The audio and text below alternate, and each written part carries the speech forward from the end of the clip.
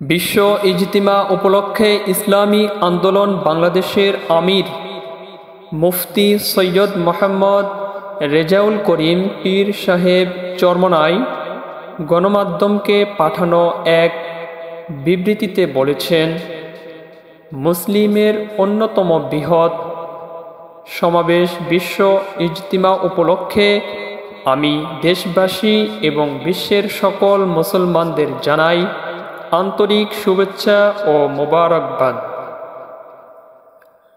রাজধানী ঢাকার উপকণ্ঠে টঙ্গীর তুরাগ নদীর তীরে এই বিশ্ব ইজতিমা ইসলাম প্রচার ও প্রসারের ক্ষেত্রে যুগ যুগ ধরে তাৎপর্যপূর্ণ অবদান রেখে চলেছে।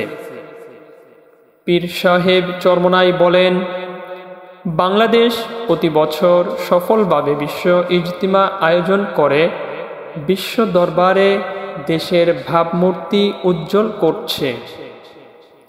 এই জন্য আমি মহান আল্লাহর দরবারে শুকরিয়া জানাই। তিনি বলেন, ইসলাম শান্তির ধর্ম ও পরিপূর্ণ জীবন বিধান। ইসলামের সুমহান আদর্শ সমগ্র মানব জাতির চলার পথের পাথেই। আমরা ইসলামের সঠিক আদর্শ অনুসরণের মাধ্যমে ব্যক্তি, সমাজ ও রাষ্ট্রীয়ভাবে সামগ্রিক কল্যাণ অর্জন করতে পারি। বিশ্ব ইজতিমায় বিশ্বের বিভিন্ন দেশ থেকে আগত মুসল্লিদের সঙ্গে দেশের নানা প্রান্ত থেকে আসা মুসল্লিদের যে সম্মিলন ঘটে, তাতে ইসলামকে জানার ও বুঝার পথ সুগম হয়। মুসলিম বিশ্বের বিজ্ঞ আলেমদের আলোচনা হতে এতে অংশগ্রহণকারীরা রুহানিয়াত অর্জনে মুসলমানের জন্য করণীয় সম্পর্কে দিক নির্দেশনা পেয়ে থাকেন।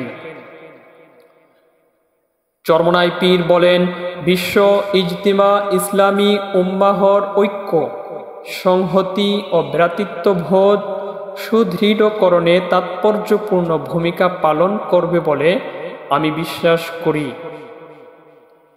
ইসলামী আন্দোলন বাংলাদেশের আমির বলেন, ইজতিমায় আগত বিদেশি মেহমানদের মাধ্যমে আবহমান কাল ধরে উম্মাহর লালিত অকৃত্রিম সরলতা ও অতিথিপরায়ণতা এবং সহিষ্ণুতার আলোক বার্তা বিশ্ব দরবারে পৌঁছে যাবে। এ বৃহত্তম সমাবেশ বিশ্ব শান্তি প্রতিষ্ঠার ক্ষেত্রে অনন্য ভূমিকা রাখবে।